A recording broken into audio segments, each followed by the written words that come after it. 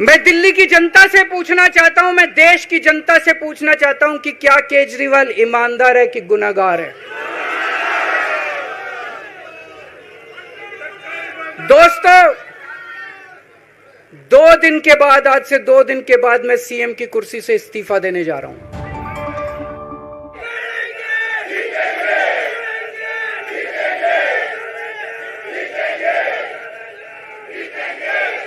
सभी भाइयों बहनों और जो टीवी के माध्यम से इस वक्त देश भर में लोग देख रहे हैं, उन सभी भाइयों बहनों माताओं बुजुर्गों बच्चों, आप सब लोगों को मेरा नमस्कार, सबको मेरा प्रणाम। I love you too. सबसे पहले मैं ऊपर वाले का शुक्रिया अदा करता हूं, भगवान का शुक्रिया अदा करता हूं, जिनकी हमेशा हम लोगों के ऊपर बहुत कृपा रहती है, बहुत आशीर्वाद रहता है भगवान का, भोलेनाथ का, हनुमान जी का बहुत आशीर्वाद रहता है। इसी वजह से इतनी बड़ी बड़ी मुसीबतों से निकल के हम लोग आते हैं। इतने बड़े बड़े सामने हमारे दुश्मन हैं, जिनसे लड़के हम लोग सफल होते हैं। एक छोटी सी पार्टी जिसने इस देश की राजनीति बदल के रख दी। मैं इसीलिए सबसे पहले ऊपर वाले का पूरे सम्मान के साथ शुक्रिया अदा करता हूं और आशीर्वाद चाहता हूं। मैं उन लाखों लाखों लोगों का शुक्रिया अदा करता हूं जिन्होंने हम लोगों के लिए, जब हम लोग जेल में थे, मैं, मनीष सिसोदिया जी, संजय सिंह जी, विजय नायर जी, अभी सतिंदर जैन जी हैं, अमानतुल्लाह खान हैं, उनको वो भी जल्दी आएंगे मैं उम्मीद करता हूं। जिन जिन लोगों ने हमारे लिए दुआएं की, मन्नतें मांगी, मंदिर मस्जिद गिरजे गुरुद्वारे गए, उन सब लोगों का मैं तहे दिल से शुक्रिया अदा करता हूं।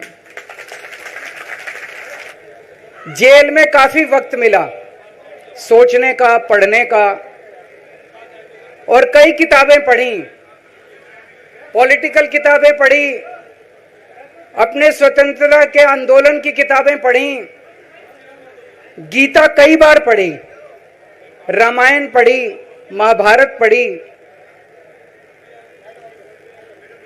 आज मैं अपने साथ एक किताब लेके आया हूं, ये भी मैंने कई बार पढ़ी, भगत सिंह की जेल डायरी। आप लोगों ने पढ़ी है? पढ़ना इसको जरूर, खरीद लेना, खरीद के इसको पढ़ना, भगत सिंह की जेल डायरी। जब भगत सिंह जेल में थे, आज से 90-95 साल पहले, उन्होंने जेल के अंदर अपने लेख लिखे थे, वो लेख इसमें हैं। और जेल के अंदर से उन्होंने बाहर कई लोगों को खत लिखे थे, उन्होंने अपने क्रांतिकारी साथियों को खत लिखे थे, उन्होंने देश के युवाओं के नाम खत लिखे थे। बलिदान से पहले साथियों को अंतिम पत्र 22 मार्च 1931, ये खत उन्होंने जेल से लिखा और उनके साथियों तक पहुंचाया अंग्रेजों ने। बटुकेश्वर दत्त की बहन प्रोमिला को पत्र, बचपन के दोस्त जयदेव गुप्ता को पत्र, वाइसरॉय को पत्र, ये सारे पत्र अंग्रेजों ने भगत सिंह के पहुंचाए। युवाओं के लिए जो पत्र लिखा, वो पत्र बकायदा युवाओं के एक सम्मेलन में पढ़ के सुनाया गया।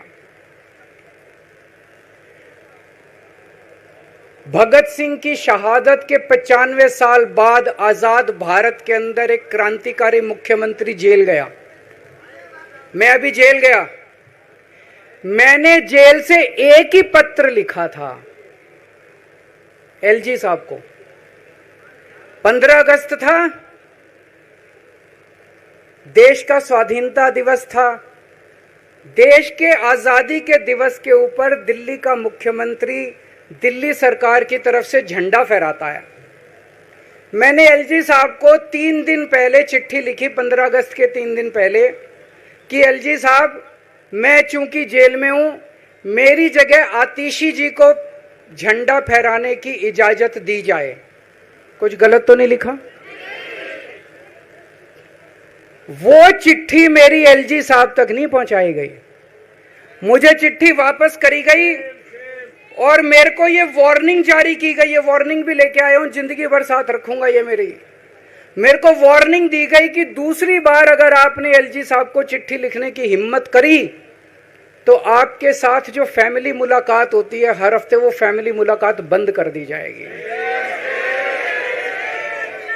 मैं मन में सोच रहा था, अंग्रेजों ने भी नहीं सोचा था कि आजाद भारत के अंदर 95 साल के बाद अंग्रेजों से ज्यादा क्रूर और अत्याचारी शासक इस देश के ऊपर आएगा।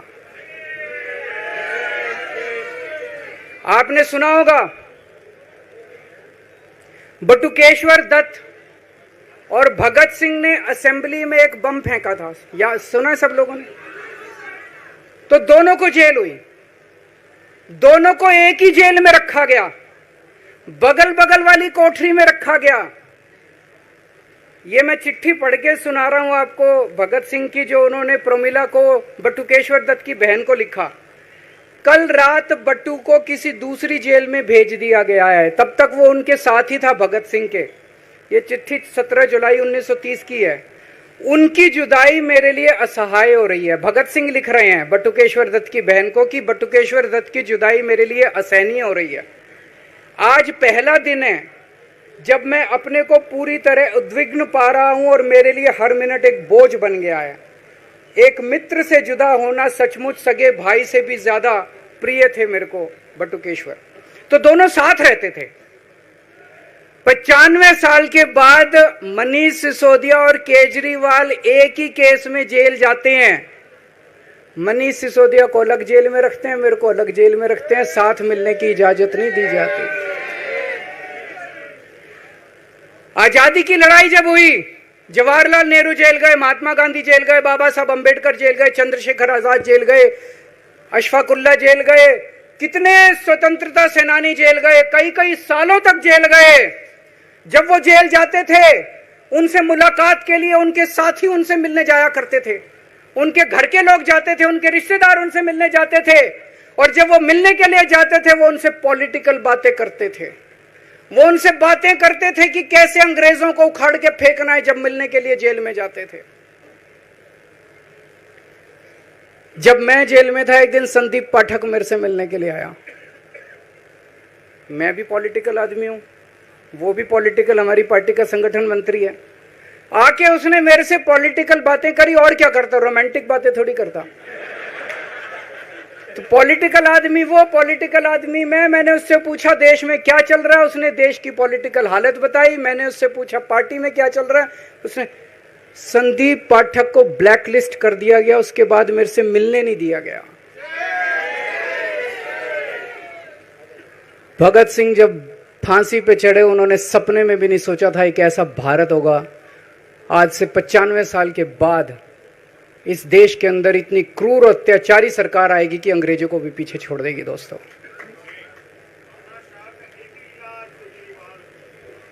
मुझे जेल क्यों भेजा इन लोगों ने? ऐसा नहीं कि केजरीवाल ने कोई भ्रष्टाचार किया, वो इनको भी पता है, मेरे को भी पता है, आपको भी पता है। इन्होंने जेल क्यों भेजा मेरे को?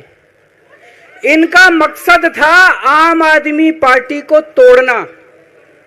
इनका मकसद था केजरीवाल के हौसले को तोड़ना, केजरीवाल की हिम्मत को तोड़ना। इन्होंने फॉर्मूला बना रखा है।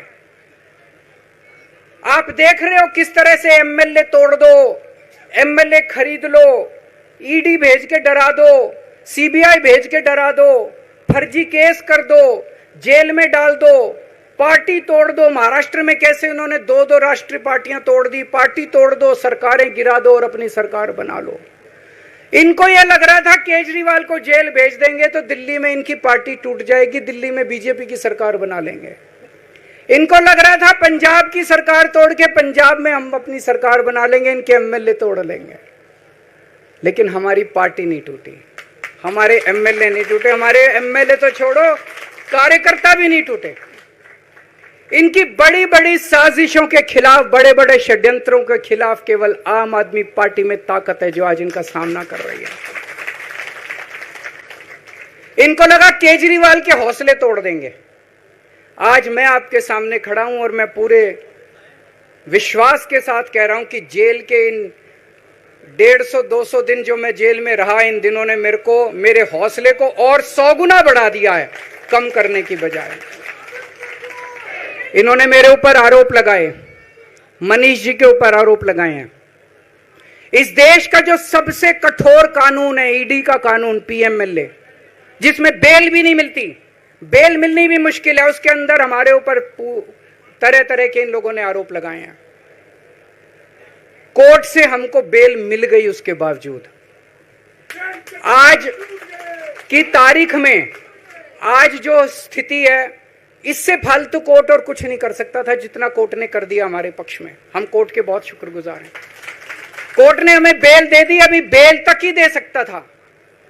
अब ये केस चलेगा। मैंने वकीलों से पूछा, मैंने कहा मेरा दिल कहता है कि जब तक ये मैं कोर्ट से बरी होके ना आ जाऊं तब तक मैं सीएम की कुर्सी पे नहीं बैठूंगा। उन्होंने कहा जी ये 10 साल चलेगा केस, कोई कह रहा 15 साल चलेगा केस, कोई कह रहा 20 साल चलेगा केस।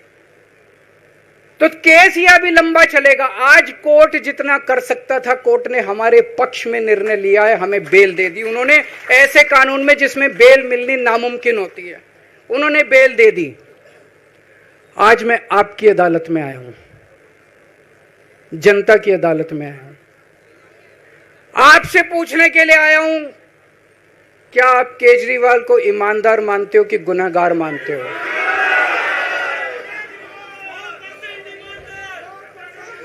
मैं दिल्ली की जनता से पूछना चाहता हूं, मैं देश की जनता से पूछना चाहता हूं कि क्या केजरीवाल ईमानदार है कि गुनहगार है? दोस्तों, 2 दिन के बाद, आज से 2 दिन के बाद मैं सीएम की कुर्सी से इस्तीफा देने जा रहा हूं।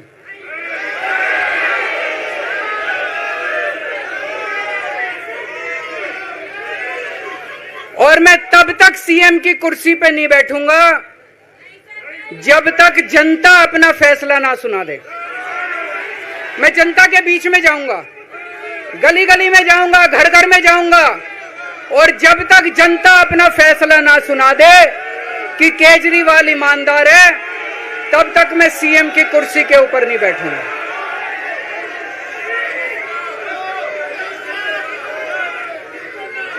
आज से कुछ महीने बाद चुनाव है, दिल्ली के चुनाव है। मैं जनता को निवेदन करना चाहता हूं, अपील करना चाहता हूं, अगर आपको लगता है केजरीवाल ईमानदार है, मेरे पक्ष में वोट दे देना। अगर आपको लगता है केजरीवाल गुनहगार है, मेरे को वोट मत देना। आप अगर मेरे को, अगर आपका एक एक वोट मेरी ईमानदारी का सर्टिफिकेट होगा। अगर आप मेरे को वोट देके जिताओगे और अगर आप कहोगे कि केजरीवाल ईमानदार है, तो चुनाव के बाद, उसके बाद जाके मैं सीएम की कुर्सी पे बैठूंगा, तब तक मैं सीएम की कुर्सी पे नहीं बैठूंगा।